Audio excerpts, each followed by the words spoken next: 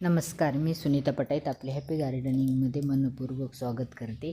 आज मी आपणास गुलाबाबद्दल सांगणार आहे। गुलाबाची पावसाळ्यात कशी केअर करायची ते आज सांगणार आहे। आजचा व्हिडिओ गुलाबप्रेमीसाठी खूपच महत्त्वाचा आहे, कारण पावसाळा सुरू झाला गुलाबाच्या झाडाची केअर करण्याची पद्धत थोडी बदलते।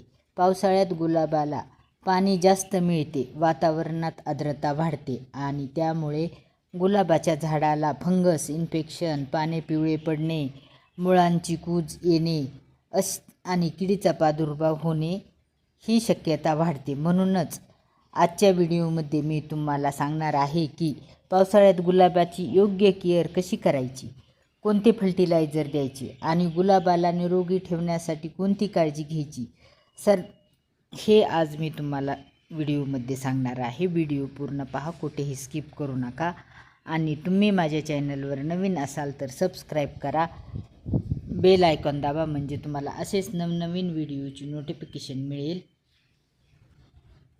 सर्वात आधी आपण पाहू गुलाबाची जागा। गुलाब कुठे ठेवायचा। पावसाळ्यात गुलाबाच्या कुंडीमध्ये पाणी साठणार नाही याची काळजी घेणे सर्वात महत्त्वाचे आहे। गुलाबाला पाणी आवडते, पण सतत ओलसर माती गुलाबासाठी अजिबात चांगली नाही। त्यामुळे कुंडीच्या तळाशी ड्रेनेज होल व्यवस्थित असणे गरजेचे आहे। ड्रेनेज होल म्हणजे कुंडीच्या तळाशी आपण छिद्र केलेले आणि त्यावर खपराचे तुकडे टाकून ते छिद्र बंद करून टाकलेले असते, पण पाणी टाकल्यानंतर ते पूर्ण गळून जाते, त्याला ड्रेनेज होल म्हणतात। पण काही दिवसांनी माती साठून ते ड्रेनेज होल बंद होण्याची शक्यता असते। त्यामुळे आपण पावसाळा सुरू होण्याच्या आधी किंवा पावसाळा सुरू झाल्यानंतर ते ड्रेनेज होल चेक करणे फार गरजेचे असते, कारण गुलाबाच्या कुंडीत जर पाणी सतत साठले तर गुलाब खराब होऊ शकतात। त्यामुळे ड्रेनेज होल चेक करा। दुसरी गोष्ट म्हणजे गुलाबाला ऊन हे गुलाबाला 4 ते 6 तास ऊन लागेन अशा ठिकाणी ठेवा। सकाळचे ऊन गुलाबाला लागणे फार गरजेचे आहे, कारण पावसाळ्याच्या दिवसात सकाळी ऊन पडते आणि दिवस मावळल्याच्या आत किंवा 3-4च्या पुढे पाऊस येण्यास सुरुवात होते, आभाळ येते। त्यामुळे ऊन पडलेले सकाळचे ऊन 4 ते 5 तास ऊन लागेल अशा ठिकाणी गुलाब ठेवा। पावसाच्या सरी जर सततच येत असतील तर त्या सरीपासून त्याचा बचाव कसा होईल ते पहा। आणि जर कुंडी अर्धी भरलेली असेल मातीने तर पूर्ण भरा, एक कांड कुंडी आपली शिल्लक राहीन अशी आपल्या गुलाबाची केअर करा, किंवा माती तशी भरा, म्हणजे पाऊस पडला तर पाणी वाहून जाईल आणि आपल्या कुंडीत जास्त पाणी साठणार नाही याची काळजी घ्या। किंवा त्या ठिकाणी वरच्या मातीच्या साईडला काही कुंडीच्या ठिकाणी छिद्र केली तरी चालतील, कारण कुंडीत पाऊस पडला तरी ते छिद्रावाटे पाणी गळून जाईल याची काळजी घ्या। आता आपण खताबद्दल सांगू। कोणते खत द्यायचे, कधी द्यायचे, कसे द्यायचे ते मी पुढे सांगणार आहे। पावसाळ्यात झाडाची वाढ चांगली होण्यासाठी आणि नवीन फूट येण्यासाठी आपण सेंद्रिय खताचा वापर करू शकतो। कुंडीच्या आकारानुसार चांगले कुजलेले कंपोस्ट किंवा वर्मी कंपोस्ट थोड्या प्रमाणात मातीत मिसळून देऊ शकतो।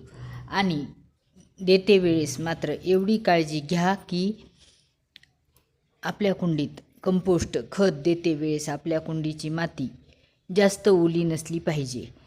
पाऊस थोडा कमी झाल्याच्या नंतर आणि 1 बोट 2 बोट आपल्या कुंडीची माती कोरडी झाली तर आपण कंपोस्ट देऊ शकतो। कोणतेही कंपोस्ट द्या, वर्मी कंपोस्ट द्या किंवा किचन वेस्ट कंपोस्ट द्या, किंवा कुजलेले शेणखत 2 ते 3 वर्षाचे कुजलेले शेणखत पण आपण देऊ शकतो, पण देते वेळेस माती मिसळून द्या आणि कुंडीच्या हिशोबाने द्या।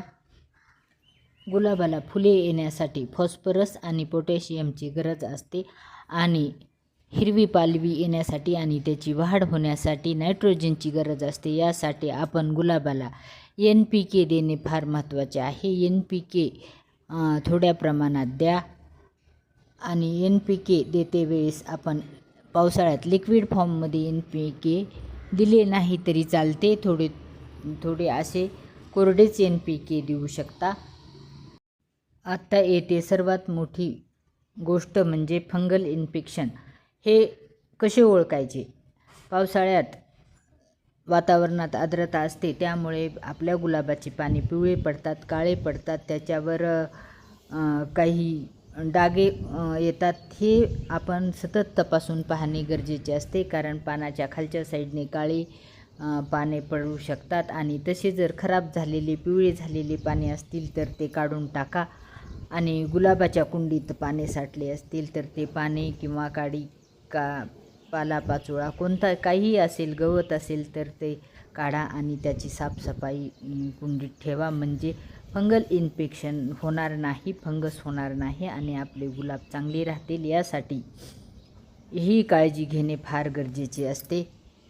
गुलाबाच्या झाडाभोवती हवा खेळती असणे फार गरजेचे आहे, कारण गुलाबाच्या झाडाला फंगसचा अटॅक होऊ नये आणि ऑक्सिजनची कमतरता पडू नये. यासाठी जर आपला गुलाब दाट झालेला असेल तर काही कमजोर झालेल्या काड्या किंवा काही पाने काढून टाकले तरी चालतील, कारण त्याच्याभोवती हवा खेळती राहणे फार महत्त्वाचे असते, गरजेचे असते. पावसाळ्यात गुलाबावर मावा किंवा छोटे छोटे कीटक हे होऊ शकतात. यासाठी आपण त्याची सतत तपासणी करणे फार गरजेचे आहे. असे काही आढळल्यास आपण त्वरित त्याच्यावर काही उपाय करू शकतो. यासाठी सतत त्याची तपासणी करणे फार गरजेचे असते. आत्ता आपण त्याच्या फुलाबद्दल बोलू.